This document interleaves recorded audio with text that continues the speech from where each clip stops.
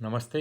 इस वीडियो में हम बात करेंगे आर्थराइटिस के फ्लेयर के क्या कारण होते हैं और उसको हम कैसे मैनेज करें।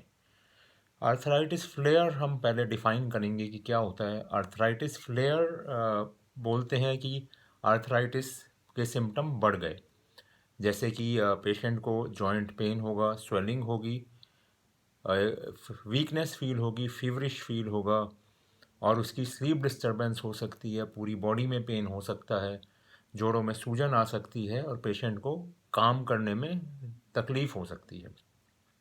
तो इस फ्लेयर आर्थराइटिस के फ्लेयर के क्या कारण हो सकते हैं? जैसा कि स्ट्रेस सबसे इम्पॉर्टेंट कारण होता है किसी भी बीमारी को फ्लेयर करने के लिए, तो आर्थराइटिस भी स्ट्रेस में बढ़ जाती है। कुछ तरह की इन्फेक्शंस होते हैं जो कि आर्थराइटिस को बढ़ा देते हैं, आर्थराइटिस को फ्लेयर कर देते हैं। जैसे कि स्मॉल इन्फेक्शन हो, चाहे वो खांसी जुकाम हो, चाहे वो यूरिन इन्फेक्शन हो, ऐसे काफ़ी इन्फेक्शन हैं जो आर्थराइटिस को एकदम आउट ऑफ कंट्रोल या फ्लेयर कर देते हैं। काफ़ी तरह के फूड होते हैं, खाने के पदार्थ होते हैं जो कि पिन पॉइंट करना बहुत मुश्किल है, क्योंकि ये इंडिविजुअली पेशेंट्स को होते हैं। कुछ पेशेंट्स को कोई फूड सूट नहीं करता है, किसी को कोई सूट नहीं करता है, तो पेशेंट को उसको नोट डाउन करके रखना चाहिए और वो फूड अवॉइड करना चाहिए। जनरली जो कैंड ड्रिंक्स होती हैं, शुगरी फूड होता है, प्रोसेस्ड कार्बोहाइड्रेट होता है, ये आर्थराइटिस को बढ़ाता है बॉडी में इन्फ्लेमेशन के द्वारा। देन ओवर एक्सर्शन और रेस्ट, पूरा रेस्ट करेंगे तो भी आर्थराइटिस बढ़ सकता है, ओवर एक्सर्ट करेंगे तो भी आर्थराइटिस बढ़ सकता है। तो आपको बैलेंस रखना बहुत ज़रूरी है। देन अगला जो फैक्टर आता है डिलीवरी। डिलीवरी के बाद इम्यून सिस्टम रोग हो सकता है, ख़राब हो सकता है और अपनी बॉडी को दुश्मन समझ के अटैक कर सकता है और इसमें आर्थराइटिस को बढ़ा सकता है या सिम्टम फर्स्ट टाइम आ सकते हैं। फिर हार्मोनल इम्बैलेंस, फीमेल्स में जनरली देखा गया है कि आर्थराइटिस कॉमन है मेल्स के कंपैरिजन में, और एक फैक्टर उसमें हार्मोनल इम्बैलेंस भी इम्प्लिकेटेड है और फ्लेयर ऑफ आर्थराइटिस में भी हार्मोनल इम्बैलेंस कहते हैं उसकी वजह से होता है। चोट लगना, इंजरीज जो होती हैं वो भी आर्थराइटिस को बढ़ा सकती हैं। स्मोकिंग आर्थराइटिस को कॉजेटिव फैक्टर है, उसका कारण है और उसको बढ़ाने का भी कारण है, फ्लेयर का भी कारण है। पॉल्यूशन भी देखा गया है कुछ स्टडीज़ में कि पॉल्यूशन आर्थराइटिस को बढ़ा देता है, कंट्रोल नहीं होने देता। काफ़ी सारे ऐसे कारण हैं जो कि अभी तक साइंस में पता ही नहीं है, और बहुत सारे कारण बिना किसी कारण के भी आर्थराइटिस काफ़ी बार बढ़ जाता है। तो हमें आर्थराइटिस फ्लेयर हुआ है तो हमें कैसे पता चलेगा?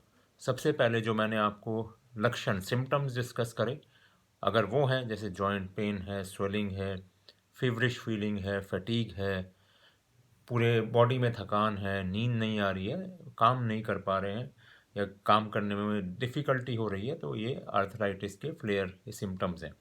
कुछ लैब टेस्ट होते हैं जो ईएसआर और सीआरपी, जो कि आर्थराइटिस के फ्लेयर में बढ़ सकते हैं। तो इन कॉम्बिनेशन को, सिम्टम एंड लैब टेस्ट को हम इंटरप्रेट कर सकते हैं कि ये आर्थराइटिस का फ्लेयर हुआ है।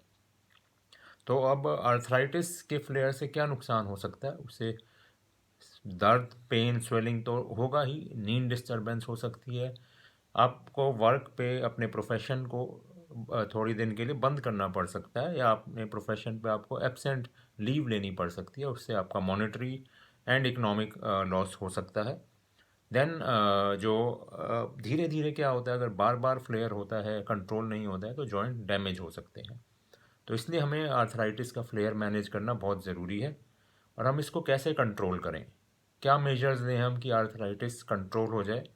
कि एक तो बैलेंस करें वर्क को, हम अब जो काम कर रहे हैं वो एकदम बैलेंस होना चाहिए। ज़्यादा रेस्ट करेंगे तो भी दिक्कत है, अगर हम ज़्यादा काम करेंगे, ओवर एक्सर्ट करेंगे तो भी प्रॉब्लम है। देन फ्लेयर के वक्त हमें ल्यूक वार्म वाटर से नहाना चाहिए, उससे जॉइंट पेन, स्टिफनेस कम हो जाती है और पेन में काफ़ी रिलीफ मिलता है। फिर हमें स्ट्रेस अवॉइड करना है। अगर स्ट्रेस एक कारण है जो फ्लेयर का, तो हमें स्ट्रेस अवॉइड करना है। स्ट्रेस अगर हम नॉर्मलाइज करते हैं, योगा करते हैं, मेडिटेशन करते हैं, रिलैक्सेशन एक्सरसाइजेज करते हैं तो स्ट्रेस कम हो जाता है और फ्लेयर कंट्रोल हो जाता है। अगला है कि स्लीप को नॉर्मलाइज करना है, अपनी नींद को नॉर्मलाइज करना है। अगर वो नॉर्मल होती है तो फ्लेयर जनरली कंट्रोल में आ सकता है। देन जो अदर फैक्टर्स हैं जैसे फूड मैंने बताया, शुगर वाला जो फूड है, कैन ड्रिंक्स है या कार्बोहाइड्रेट, प्रोसेस कार्बोहाइड्रेट है, इसको अवॉइड करना चाहिए। हमें स्मोकिंग बंद करना चाहिए क्योंकि वो पॉजिटिव फैक्टर भी है और उसको बढ़ाने का भी फैक्टर है।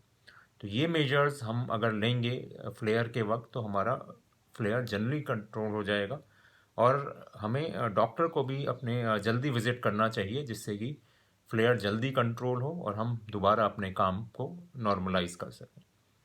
काफ़ी सारे फैक्टर्स हैं जो हमें फ्लेयर के अभी तक नहीं पता है, बट अगर हम ये मेजर्स लेते हैं तो फ्लेयर को हम जल्दी कंट्रोल कर सकते हैं, हम जल्दी काम पे लौट सकते हैं और फ्लेयर जनरली सीवियर नहीं होगा, माइल्ड ही होगा।